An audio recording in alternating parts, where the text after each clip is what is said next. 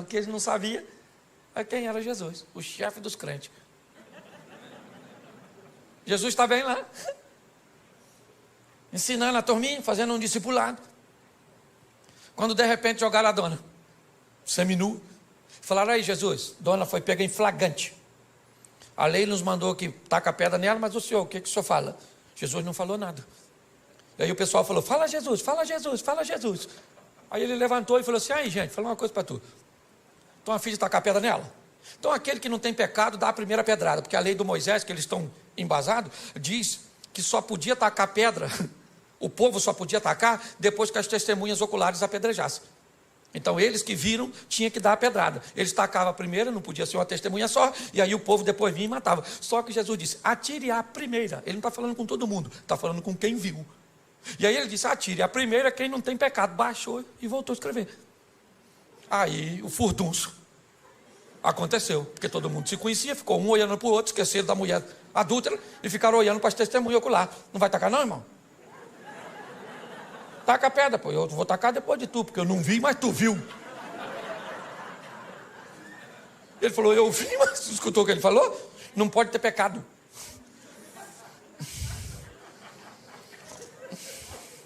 Nem sei o que eu vim com essa pedra aqui, nem sei. De repente, taca, não taca? Quem é que taca? Será que taca, não taca, taca, não taca? Alguém deve ter perguntado: quem teve a ideia de trazer essa mulher aqui? Vamos dar uma pedrada nele, porque eu ia tacar a pedra na dona e agora a pedra virou inútil. Todo mundo jogou a pedra fora, todo mundo. Olha só, Jesus entra para defender uma mulher que ninguém defenderia. Sabe o que a Bíblia está dizendo? Que ele é capaz de defender você de você mesmo. Você está entendendo? Que o seu erro não é uma fatalidade. Ele tem poder para recuperar você, para recuperar a sua história, para recuperar a sua reputação, para te colocar novamente no jogo da vida, para que você suba no palco e vá protagonizar suas próprias histórias. Não vai ganhar o Oscar principal, mas dá um de coadjuvante, já está bom demais. Marcos 4:35, que nos diz assim. Já achou? Diga amém.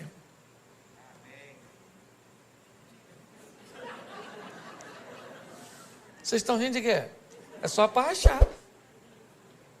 Diga amém quem já achou. Amém. Isso. Quem não achou é só ficar quietinho, que já ajuda pra caramba. Verso 35. E naquele dia, sendo já tarde, disse-lhes: passemos para outra margem, ou para outra banda. E os discípulos, deixando a multidão, levaram consigo assim como estava no barco, mas havia também com ele outros barquinhos.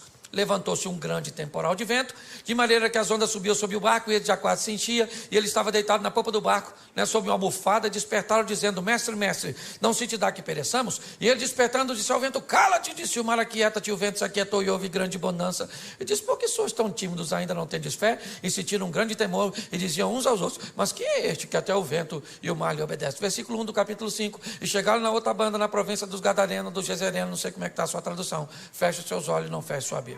Senhor nosso Deus e Pai, continua falando conosco e usa-me, ó Deus, como um canal de bênção, em nome de Jesus. Amém. Glória a Deus. Amém? Amém. Glória a Deus. Vamos dar uma olhadinha aqui, e é muito importante nós entendermos que, se vamos lidar com Deus, temos que entender é que Ele que dita as regras do jogo. Ele pode ir a lugares, abordar pessoas, tomar decisões que contrariaria, a nossa mente e as nossas escolhas. Ele entra em situações que ninguém entraria. Você olha para João capítulo 8, por exemplo, Jesus entra em cena num ambiente totalmente inóspito, onde ninguém entraria. Jesus entra para defender uma mulher adúltera. Lembra aquela mulher adúltera de João 8? Adúltera, apoiada pela lei de Moisés, que deveria ser apedrejada. Quem contrariasse a lei do Moisés seria acusado de blasfêmio e levaria uma pedrada também. E Jesus entra em defesa de uma dona que, cá convenhamos, nem merecia. Porque ela sabia que se adulterasse, morria a pedrada. Por que adulterou? Porque às vezes a gente sabe que tem coisa que vai levar a nossa vida para o buraco, mas às vezes o Satanás é tão astuto que nós fazemos aquilo que não deveria fazer. Agora a dona está lá seminua, indo para ser apedrejada fora da cidade, porque não podia tacar pedra dentro dos muros. No caminho, alguém tem uma ideia genial de levar ela para bater um papo lá com Jesus, porque estava a fim de tacar a pedra em Jesus também. A cabeça deles é: vamos levar ela lá e vamos dizer, Jesus pode apedrejar ela? A lei do Moisés diz que pode. Se o senhor disser que não pode, a gente taca a pedra em você também. 2 coelhos com uma cajadada só. Ninguém ia se meter com a lei do Moisés, é com a dona, com a vida tão torta. O que eles não sabiam é quem era Jesus, o chefe dos crentes. Jesus está bem lá, ensinando a turminha, fazendo um discipulado. Quando de repente jogaram a dona, seminu, falaram: aí Jesus, dona foi pega em flagrante. A lei nos mandou que taca a pedra nela, mas o senhor, o que o senhor fala? Jesus não falou nada. E aí o pessoal falou: fala Jesus, fala Jesus, fala Jesus. Aí ele levantou e falou assim: aí gente, fala uma coisa para tu. Estão a fim de tacar a pedra nela? Então aquele que não tem pecado dá a primeira pedrada, porque a lei do Moisés, que eles estão embasados, diz que só podia tacar pedra, o povo só podia tacar depois que as testemunhas oculares apedrejassem. Então eles que viram tinham que dar a pedrada. Eles tacavam a primeira, não podia ser uma testemunha só, e aí o povo depois vinha e matava. Só que Jesus disse: atire a primeira. Ele não está falando com todo mundo, está falando com quem viu. E aí ele disse: atire a primeira quem não tem pecado. Baixou e voltou a escrever. Aí o furdunço aconteceu, porque todo mundo se conhecia, ficou um olhando para o outro, esqueceram da mulher adúltera e ficaram olhando para as testemunhas oculares. Não vai tacar não, irmão? Taca a pedra, pô. Eu vou tacar depois de tu, porque eu não vi, mas tu viu. Ele falou: eu vi, mas tu escutou o que ele falou? Não pode ter pecado.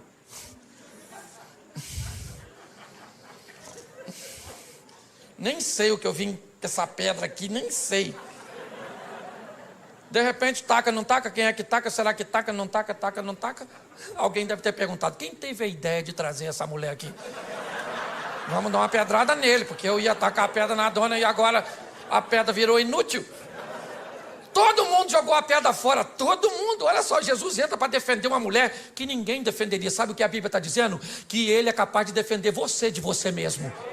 Você está entendendo? Que o seu erro não é uma fatalidade. Ele tem poder para recuperar você, para recuperar a sua história, para recuperar a sua reputação, para te colocar novamente no jogo da vida, para que você suba no palco e vá protagonizar suas próprias histórias. Não vai ganhar o Oscar principal, mas dá um de coadjuvante, já está bom demais.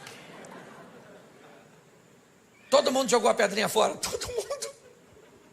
Ficou só Jesus e a mulher, até os discípulos. Jesus levantou, só estava ele e a mulher, e falou: ué, dona, onde estão os teus acusadores? Ninguém te condenou? Ela falou: ninguém, Jesus, porque todo mundo tem pecado, Jesus, todo mundo tem. Jesus deve ter falado o quê? Todo mundo não. Todo mundo não, que tem alguém aqui que tem moral para apedrejar você. Moral para te apedrejar eu tenho. Eu só quero te dar mais uma chance. É isso aí. Glória a Deus.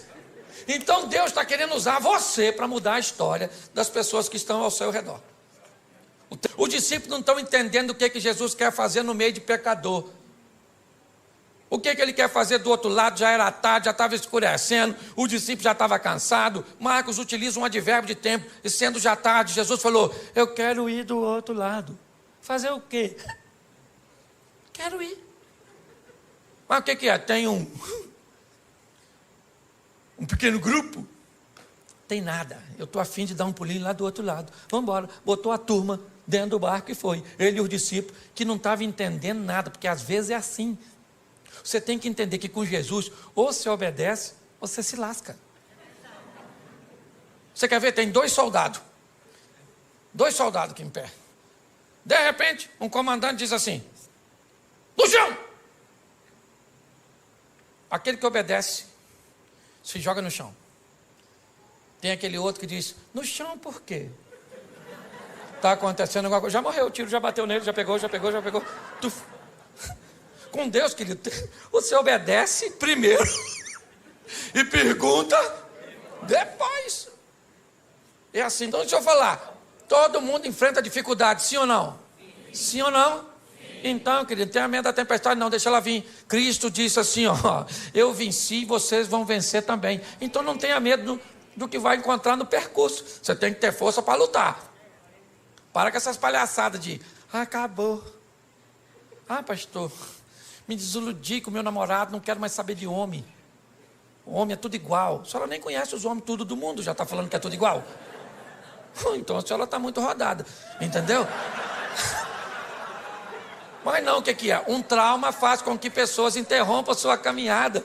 Querida, a vida é dura para quem é mole. Certo? Os discípulos estão lá enfrentando problema, o que nós vamos fazer do outro lado? E Jesus está lá dormindo. Quando de repente, alguém vai lá nele e diz, Jesus, acorda aí. Falei lá com ele para o senhor, nós vamos morrer afogados. O negócio de ir para o outro lado não vai rolar. Jesus levantou, ficou em pé, falou para o vento, cala a boca agora, vento. Cala a boca aí. Ô mar, eu não quero nem marola, é piscina. Agora.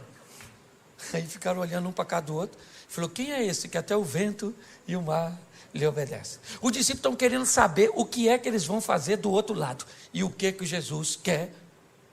Alcançar uma influência. Jesus quer alguém para fazer propaganda dele. Porque propaganda é a alma do negócio, gente. Você lembra quando o reino de Ezequias está cercado pelo rei Senaqueribe, filho de Tiglade? E agora não tem rota de fuga, aquela situação toda. E aí o Ezequias chama o profeta Isaías e diz, Isaías, vamos falar com Deus aqui, meu filho, que a chapa está quente. O negócio está doido. Certo? Está igual ao Rio de Janeiro. O negócio está difícil. Vamos orar. E aí eles falam com Deus, Senhor, olha aí o Senaqueribe, ameaçando o Senhor, ameaçando eu. Deus envia um anjo. Quantos anjos? Quantos anjos? Um só. Deus falou, um anjo, dá um pulinho lá e resolve a parada, mata só valente, não mata covarde não. Aí o anjo fazia assim, ó. Quem enfrentava morria, quem corria salvava. Por quê que o anjo não matou covarde? Porque se mata todo mundo, quem é que conta para os outros? Os anjos, os covardes saíam correndo nas nações vizinhas, chegava lá assim, ó.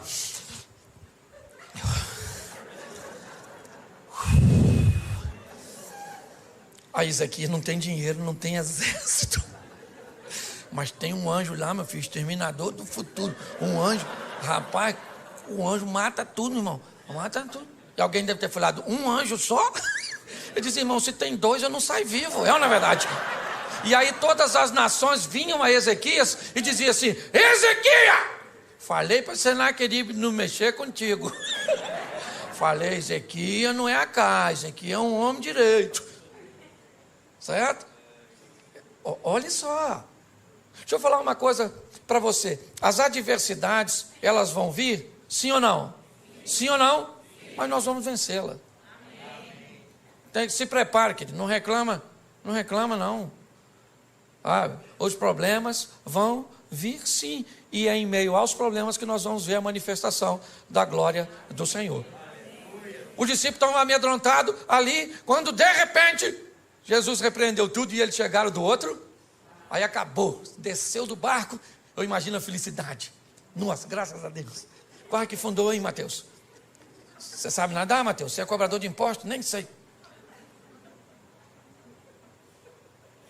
Quando eles estão ali, olha lá para frente, vem correndo na direção deles, um cara todo machucado, pelado e gritando. Mal acabou a tempestade, já vem um cara peladão. Eu imagino os discípulos falando, é difícil andar com Jesus, hein? É uma aventura atrás da outra, nem do susto nos refizemos. E lá vem o cara gritando. Quem é o camarada? Um dos caras mais conhecidos, um influencer. Entendeu? Assim, quase um Felipe louco. Para não botar outro no sobrenome. Um influencer, um cara... Todo mundo sabia quem era o maluco. Por quê? Porque ele era famosérrimo. Por quê? Porque andava pelado, atacava os outros. Era esquisito. Você está entendendo? Ele era quase um youtuber da época. Um cara que todo mundo conhecia. E que tinha uma vida terrível, que ninguém podia consertar. O que Jesus pensou? Se eu mudo a vida desse cara, eu mudo a vida do local onde esse cara está inserido. Você está entendendo? Deus te chamou para mudar a sua vida. Para quê? Para mudar a sua casa, para mudar seus amigos, para mudar seus negócios, para mudar as pessoas que estão ao seu redor. O mundo cujo qual você está inserido não será mais o mesmo depois que Jesus estiver em você. É assim que funciona. Você entende isso? Ah, minha casa, querido, sua casa não muda porque você vai para casa sozinho. Chega em casa, você com Jesus. Hoje eu vou para cá com Jesus, acabou o culto.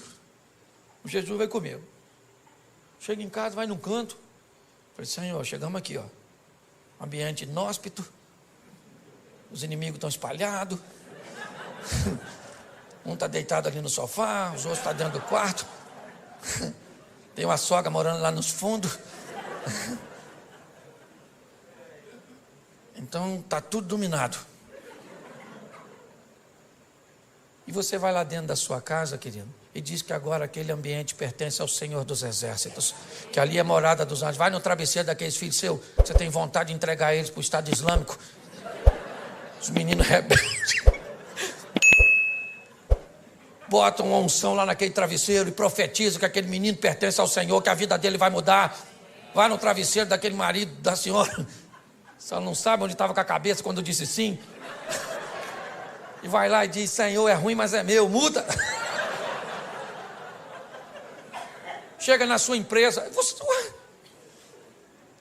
Querido, o ambiente tem que mudar quando nós chegamos. Jesus está olhando e dizendo o que é. Eu vou mudar a vida de um camarada. Que camarada é esse? Um indivíduo que ninguém queria. Mas o que ele é? Ele é um influenciador. E quem é esse cara hoje? É você. Não estou te chamando de endemoniado, não. Ainda que ser endemoniado não é nem tão ruim. Por quê? Porque quando o cara tem demônio, nós expulsamos o demônio, o cara conserta. O ruim é quando o cara é ruim e não tem demônio. Pensa, Fábio, como é que nós expulsamos? Sai você de você mesmo. Pensa. O que fulano, o que ele está desse jeito? É demônio, então nós bota, sai demônio. Aí sai, o cara conserta, mas quando não tem demônio, é o cara mesmo que é o... Você está rindo, mas é sério. O camarada está lá, todo mundo sabe quem ele é. E ele vem na direção de Jesus. O discípulo olhando e pensando, o que nós viemos fazer aqui? Nossa. Aí o cara chegou e falou, que tenho eu contigo, filho do Altíssimo, para você vir me perturbar. Jesus falou, como é que é seu nome, querido? Ele falou, meu nome é Legião, porque nós somos um montão. Jesus falou, não quero saber a quantidade, sai desse menino agora. Sai agora dele! Aí o demônio falou, a gente pode entrar nesses porquinhos que está assim, tinha 2.000 porquinhos dando um rolezinho. Aí Jesus falou, nos porquinhos pode, é só sair dele. Aí os demônios saíram e entraram nos porquinhos e jogaram os porquinhos do precipício. Os porquinhos morreram tudo. Aí quem chegou na cena? Quem cuidava dos porquinhos. E falou, vocês viram os porquinhos que estavam por aí, aqui assim? Tinha uns porquinhos aqui, agora... Alguém falou assim, ó.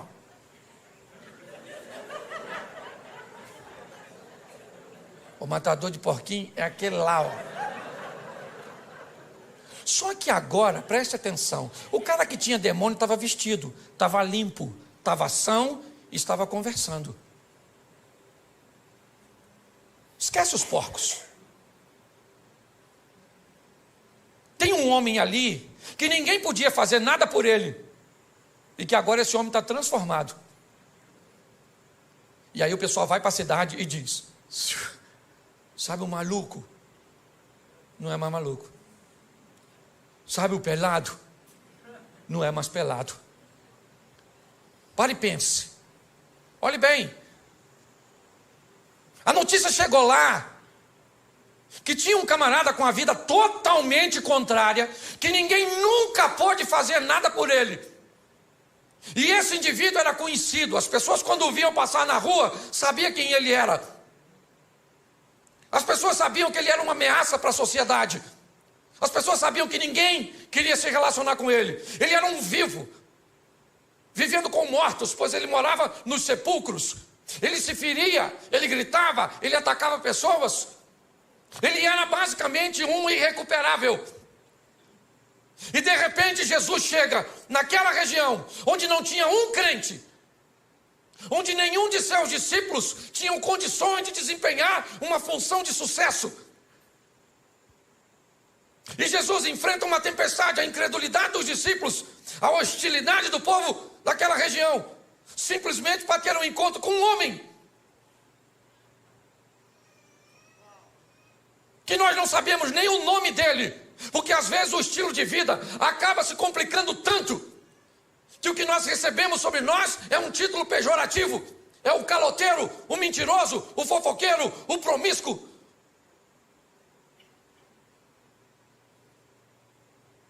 Quando olhamos para esse ambiente, não dá para entender o que Jesus está querendo com aquele homem, que ninguém daria nada por ele. Agora aquele homem está limpo, sentado conversando com Jesus. E Jesus então diz: eu vou embora daqui. Eles não me querem. Aliás, eles não querem nem a mim e nenhum dos meus discípulos. Eu sou rejeitado aqui. E Jesus então vai sair daquele ambiente. Quando ele vai sair, o homem diz assim: eu gostaria de ir com o Senhor, Jesus. E Jesus disse: não, comigo você não vai. Você vai ficar aqui. E você vai mostrar para toda essa nação 10 cidades pagãs, Decápolis. Você vai mostrar para este povo quão grandes coisas fez o Senhor por você e como Ele teve misericórdia de você. Eu estou indo embora, mas eu vou deixar você aqui. Quem é você? O ex-endemoniado? O ex-louco? Quem é? Como é que vão acreditar nesse camarada? Não é de hoje que nós sabemos que as pessoas não gostam de gente que consegue mudar. Não é de hoje que nós sabemos que pessoas têm muitos problemas com quem resolve viver uma vida direita. Por isso que muitas vezes você diz assim: pastor, eu não faço nada, pastor. Eu lá no trabalho, eu trabalho direitinho, eu chego no horário, eu faço tudo certinho, eu desempenho a minha função e eu estou sendo tão perseguido. O que está acontecendo comigo? O que está acontecendo com você? Todas as vezes que você faz o certo, você passa uma mensagem para quem está fazendo errado. Que é possível fazer certo, que é possível ser honesto, que é possível ser direito. Ser certo, inevitavelmente, vai incomodar as pessoas. Quando nós olhamos agora, Jesus disse para esse homem: você não vai comigo, você vai para a sua casa. Você vai para os seus. E você vai mostrar para eles, não é falar. Porque em casa nós não pregamos com Bíblia. Em casa nós pregamos com vida. As pessoas que estão ao nosso redor não querem saber o quanto nós conhecemos de Bíblia. Eles querem saber o quanto a Bíblia transformou a nossa vida. É assim que funciona. Esses dias eu estava aqui em São Paulo e eu ia ministrar uma palestra e um dos coaches mais renomados do Brasil foi me buscar. E aí no carro, ele e a esposa, ele me olhou e me disse assim: pastor Cláudio, se o senhor tivesse um conselho para me dar, qual o senhor me daria? Eu olhei para ele e para a esposa e disse: que essa sua mulher seja sempre a sua maior fã. Enquanto ela for a sua maior fã, você é um homem bem sucedido. Mas quando ela não acreditar mais em você, você vai se tornar uma fraude. Porque a nossa família é a nossa primeira congregação. É a nossa casa. Eles têm até, porque preste atenção, se ele mudou de vida, todo mundo sabe que ele é um ex. E esse é o problema. Quando você é alguém que viveu uma vida ruim lá atrás e agora tem uma nova conduta, sabe o que as pessoas falam? Fica de olho nele. Fica de olho. Já, já. Pau que nasce torto, nunca se endireita. Mas se você sempre foi gente boa e um dia falhou, sabe o que as pessoas falam? Nunca confiei. Tinha alguma coisinha. credibilidade. Jesus mudou a vida deste homem, é verdade. Ele estava nu e agora está vestido.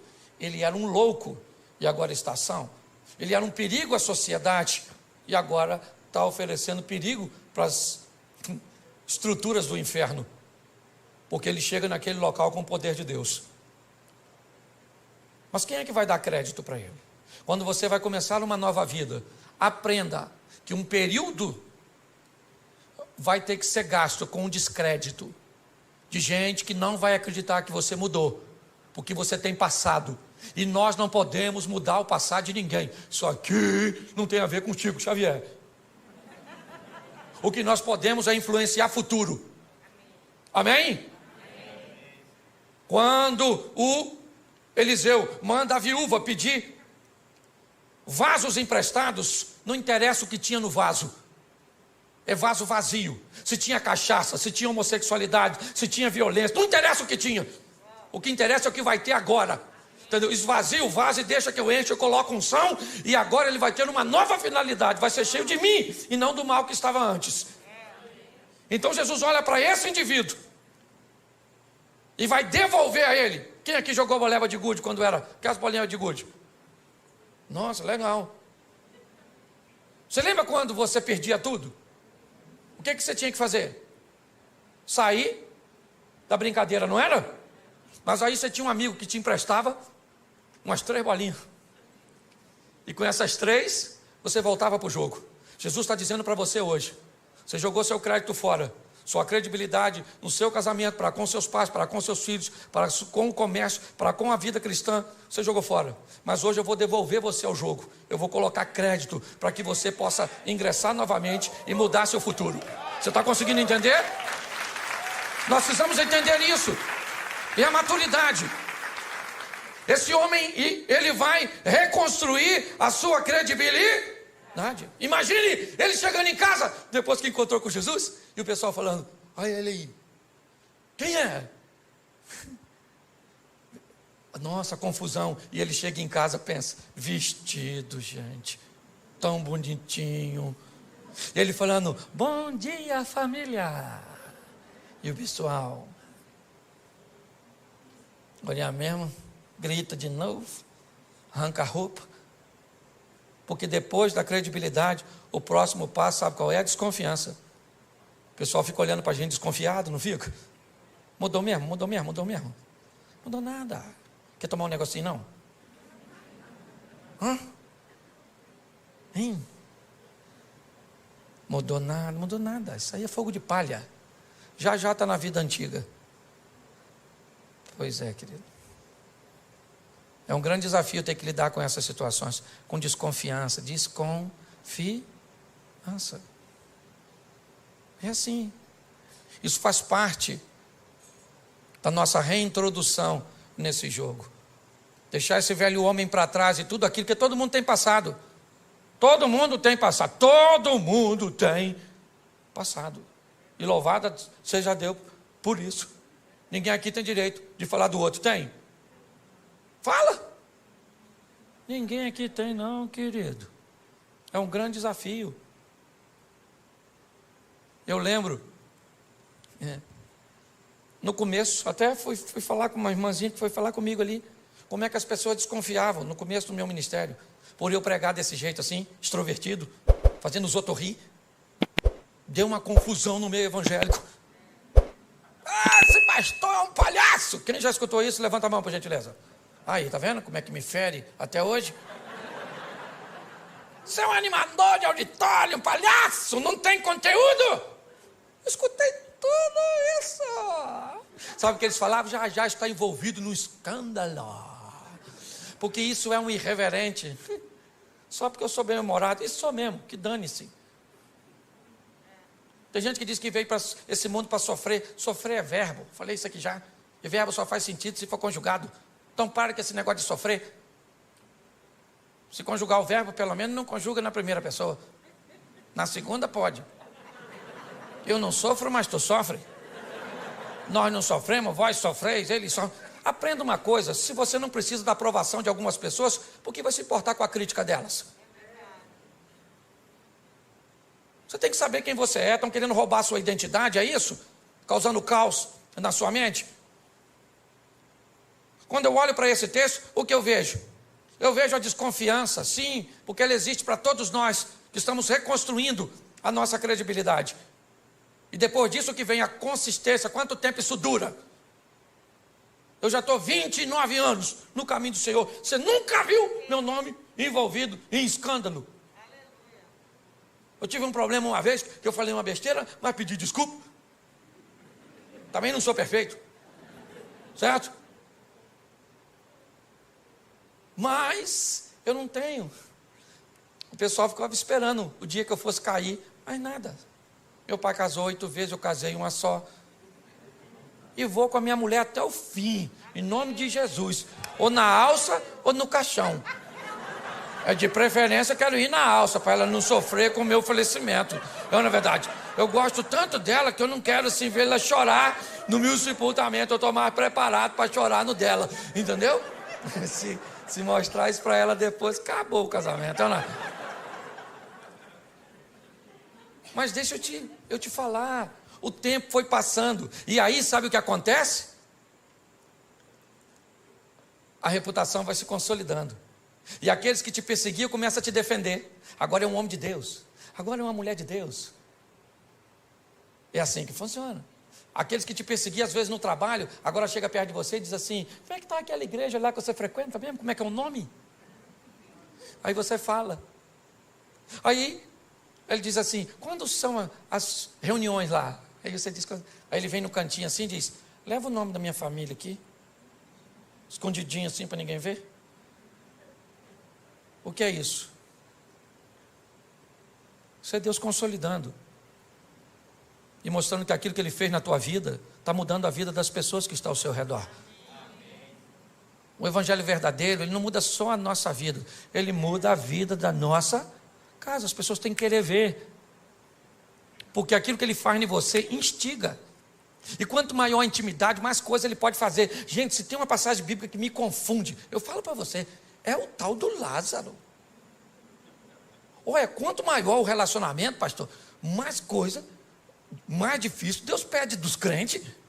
Porque presta atenção, o Lázaro está doente, Jesus não vai. O Lázaro está morrendo, Jesus não vai. O Lázaro morre, Jesus não vai. 4 dias depois, Jesus chega lá, atrasadérrimo, em Betânia. Chegou dando um rolezinho, a Marta já veio: olha, se o senhor tivesse aqui, meu irmão não teria morrido. Jesus falou: Martinha, vai lá e chama Maria para vir aqui, que eu estou querendo conversar com você.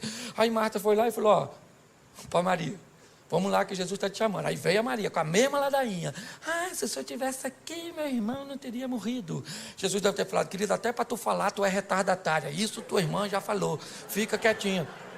Maria, vamos lá dar uma olhada no Lázaro. Pô, gente, sabe o que Jesus falou para o ladrão da cruz?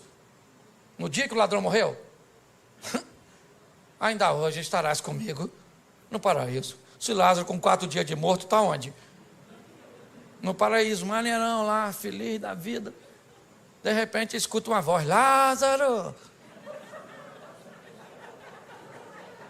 Lázaro deve ter falado: não, ele não vai me chamar de volta.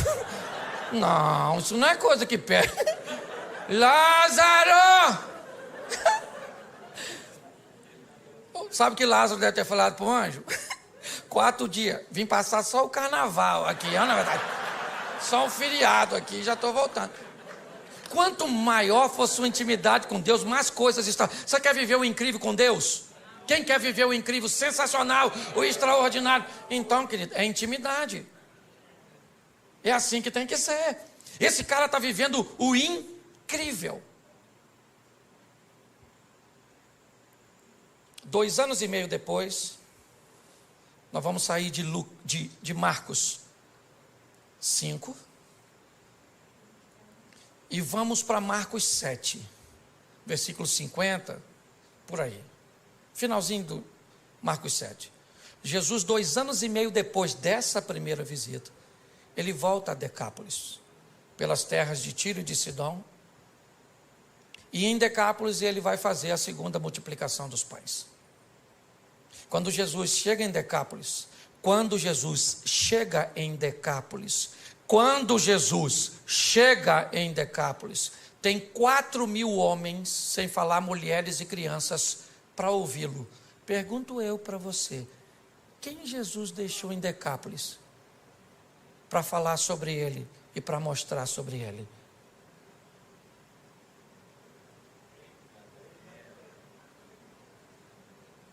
Você consegue entender? Quem era Gadareno? Gadareno era um camarada que poderia ser usado por Jesus para mudar as pessoas que estavam ao seu redor.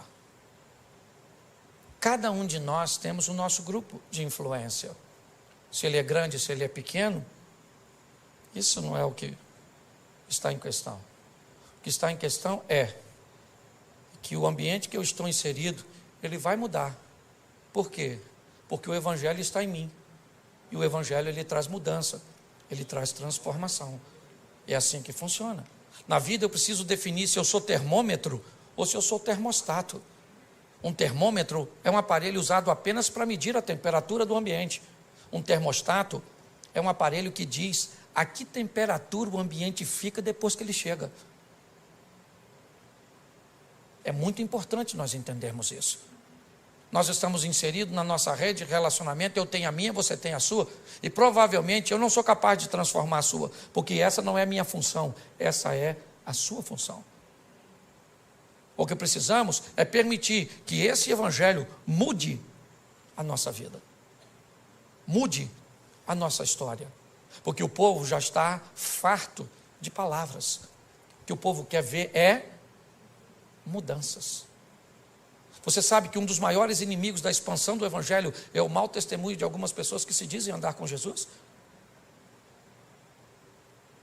Nós precisamos sair daqui hoje. Esse é o meu propósito de vir aqui.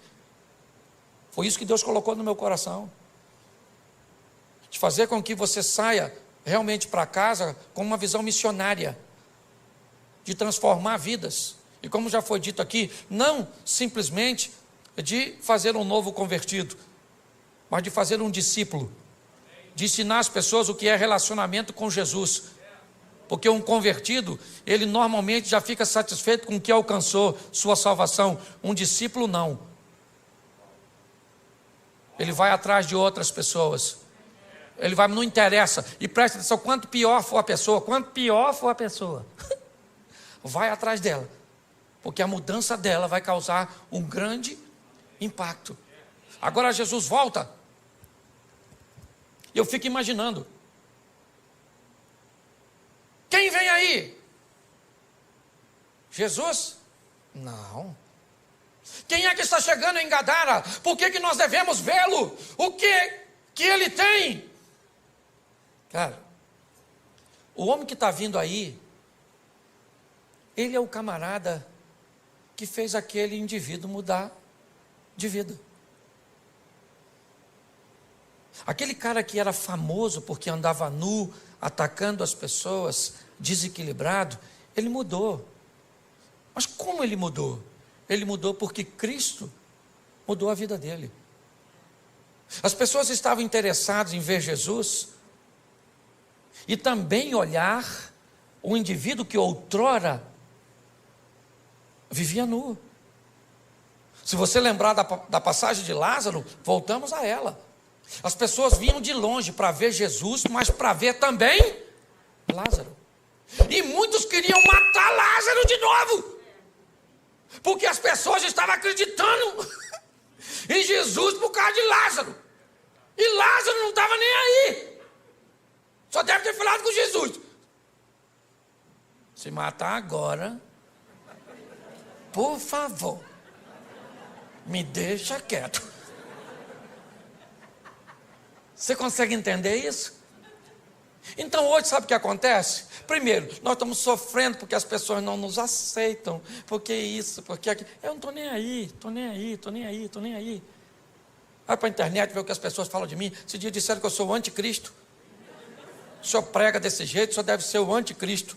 E eu escrevi lá mesmo, se eu for o anticristo, você deve ser a besta.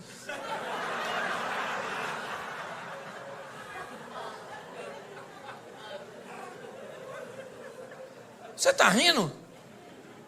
Por quê? Porque o último estágio dessa história, sabe qual é? A inveja dos imutáveis. Quem não muda de vida, quem não vence. Aí tem que ficar dizendo. Aí olha para você que emagreceu 30 quilos. Nossa, emagreceu, hein? Mas acabou também. Tá velha, tá bagunçada. Porque tem gente que não gosta de ver as coisas acontecerem na sua vida. Aí você tem que decidir. Você está querendo viver para impressionar os outros? Ou você está querendo viver para agradar a Deus? Eu não estou nem aí. Se tem uma palavra que eu uso muito, me permita aqui, pastorzão, é o dane-se. Dane-se. Não. Por quê? Porque nós temos que aprender uma coisa preciosa. Nosso propósito é viver o que Deus tem para nós. Se as pessoas vão entender ou não.